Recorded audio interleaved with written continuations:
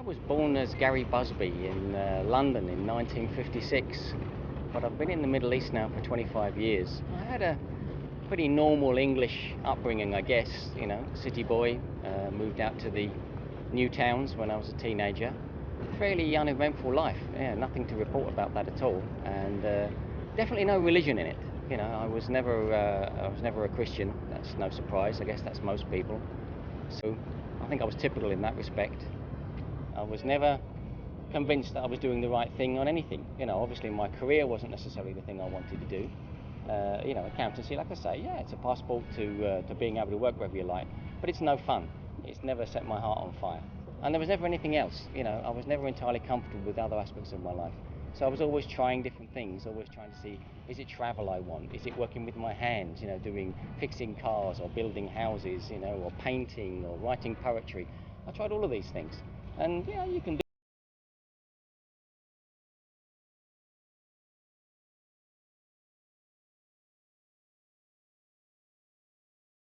I found myself going to Bahrain in the summer of 1984. It was kind of a bad day to arrive, with the 1st of June. It was the 1st of Ramadan also. So I arrived in Bahrain to find that there was nothing to drink and nothing to eat, which was kind of interesting. That was a bit of positive immersion in the culture. On the other hand, some things were not what I expected. On the way over, I'd grabbed my phrase book and I was trying to learn a few things. I was learning to say ahlan wa sahlan, you know, hoping that people would say this to me back, you know, in welcome, you know, and I would say marhaba and I would say assalamu alaikum. But they didn't do that. I got off the plane and a nice Bahraini man came up to me and said, "Hi, you Gary?" I said, "Yeah." He said, "Hi, I'm Ali. Nice to meet you." Shook my hand. Cadillac's parked over here. So it wasn't what I expected. And that's what I found after that, is that everyone was speaking English to me. So my hopes to be, I don't know, somehow some adventurer in Arabia and learning Arabic language and being immersed in the culture, so much of this was kind of washed away in the first couple of days. And I think it was probably quite at least a week later, I think I was walking in the souk in Manama, when I first really heard the adhan clearly. As I was walking in the souk and I heard the adhan, and I could hear it was a voice. It wasn't a bell, it wasn't a tune, you know, a ringtone, it was somebody saying something. So I asked somebody the next day, there was nobody around to ask it that day that I could rely on to ask, but I asked the next day, what was that? And there was a very nice Persian lady in the office, a good Muslim lady, and she explained to me. She said, "Oh, it says this." And I said, "Does it say every time like that?" And she said, "Yes, almost the same. One is slightly different, but mostly the same." I said, "Wow, that's amazing." And I said, "Does it work? I mean, they're asking people to come and they're coming." And she said, "Yes, that's the idea. They're asking them to come, so they come. It's as simple as that."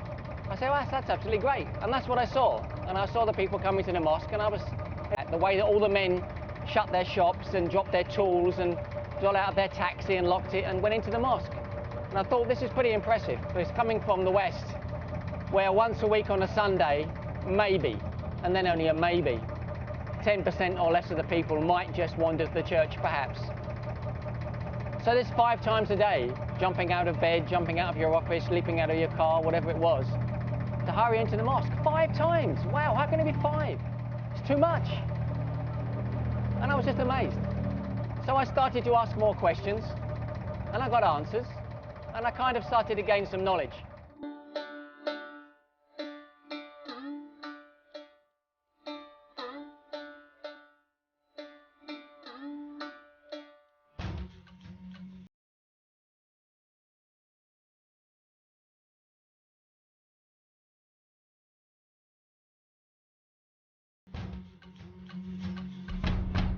In 1993, I moved to Turkey with the company I was working for at the time that was looking to open new business there.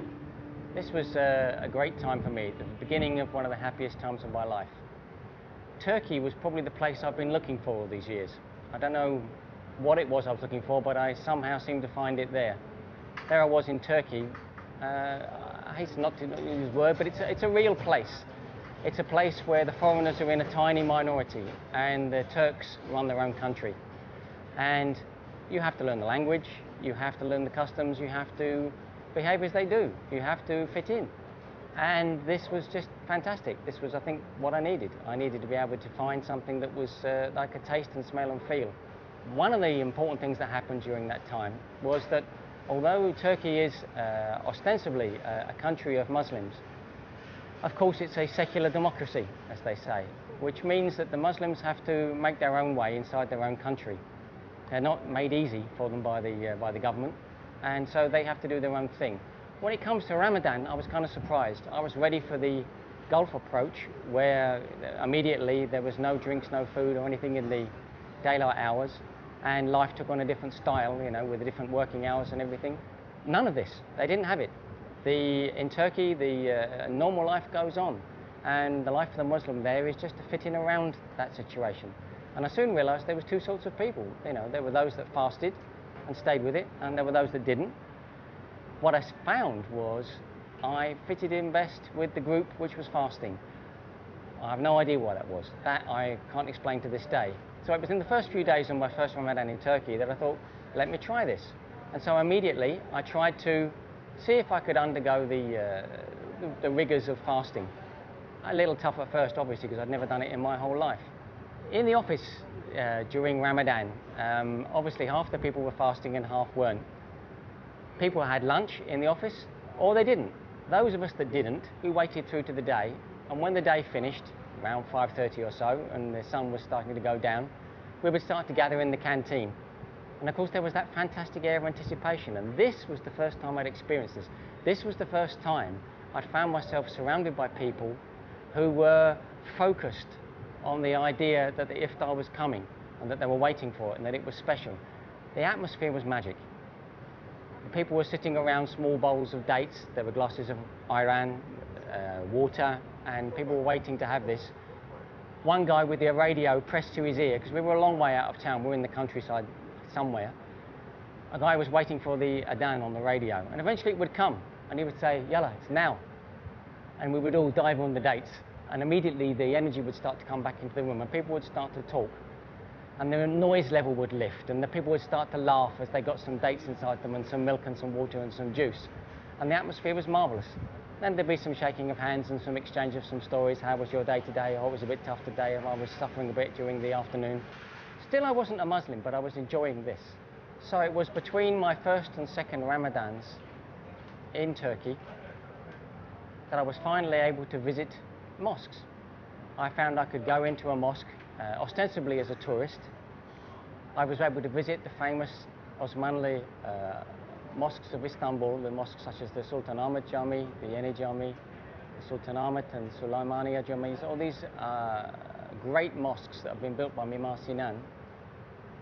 And I was able to enter them, just giving salams to the guy on the door, going in, take off my shoes, sitting down. And this was, again, another revelation. Sitting in the mosque, whether the guys were praying or not. And I could sit at the back, and nobody really minded. And I could absorb the atmosphere. Of course, I still didn't understand what they were doing. Up to this point, no one had given me Quran. This is the amazing thing. I could now probably pass a GCSE or a baccalaureate in Islam because I'd read so much, so many textbooks and spoken to so many people. I knew the life of the Prophet ﷺ. I knew many, many factual things, but what I didn't know was the Quran itself. Finally, one excellent guy, one Erkan Giray, a very fine man, Turkish diplomat, but he was visiting actually. Even though he wasn't living in Turkey. He met me and he said, this won't do. You really need to read the proper thing. You need to read the book. And he bought me a Yusuf Ali translation with the Arabic and the English in it, and a decent tafsir, a good quality print. And he said, read this. If you read this, then maybe you'll answer a few more of your questions.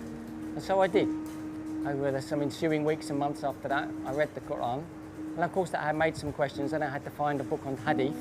Not easy to find in English in Turkey, but you know, it can be done. And I was able to read a bit more, and suddenly I had a lot of questions. Up to now, I've been satisfied with Islam as a very nice thing that everybody seemed to be enjoying. Everybody seemed to be happy with it, and it was part of their life, but it wasn't for me. Now I'd read it, and I realized, oh, really, this is for everybody. So what's my excuse? I didn't have an excuse. What I had was questions. Thousands and thousands of questions. بنور العظيم الكريم العزيز حكيم الرحيم الحليم السلام يا سبحان الله يا سبحان.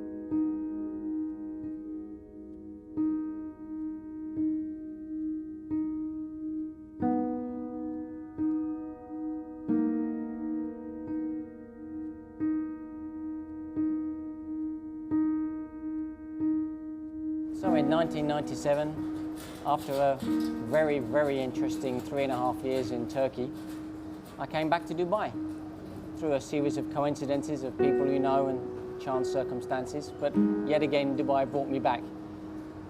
At the time I wasn't sure why. I couldn't think why I was coming back to Dubai, but I think I realized soon afterwards.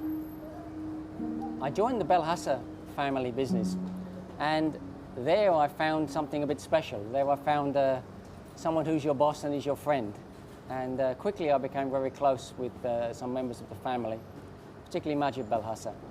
And he kind of took me under his wing, and he discovered to his dismay that I'd learned a great deal about Islam, but I had not made any proper use of it. In other words, quite simply, I hadn't embraced Islam. After many conversations we'd had in the first year I was there, he came to me one day and he said, I think there might be some guys here who might be able to answer some of your questions at last, some European Muslims. Well, I've got this interesting idea that they can reintroduce the gold dinar and the silver dirham as the currency of the Muslims on a global basis. I, being an accountant and being General Smart Alex, said, absolutely no way, they must be nuts, no chance, forget it. And he said, fantastic, that's great, because we're having dinner with them tonight, so maybe you can tell them yourself. And I, in combative mood, said, yeah, sure, you know, yeah, I'll sort them out. I'll tell them why it doesn't work. And so I met these guys. There's two Spaniards, one German, as it was at the time, in that group. And we had a very interesting conversation. And this, of course, was the conversation I guess I've been waiting for a long, long time. So I asked my questions, and it went on like this. 8 o'clock, 9 o'clock, 10 o'clock, 11 o'clock. The restaurant threw us out. We stood out in the street. Midnight passed, we still stood in the street. We stood there in Garhoud. The year was 2000, it was May. It was a Wednesday night, and about midnight or so, eventually, one of these guys said to me, so, have we answered all your questions? And I stood there with my hands on my hips, and I looked up at the sky, and I looked down at the ground, and all those things you do when you're searching desperately for an escape route, thinking, I must be able to get out of this somehow. I seem to have been cornered in this argument. And I said, no, I guess I've answered all the questions now. And they said, fine, then you need to come along on Friday and say the Shahada. And I said, what? And by the time we shook hands and left that evening, I'd agreed that's what I would do. Sure enough, that Friday morning, I got up that morning and realized this was going to be a kind of a different day. I took ghusl and I went to see them. We had breakfast and we went round to the Grand Mosque in Jumeirah. It was for the Jummah prayer, so the place was full, really full.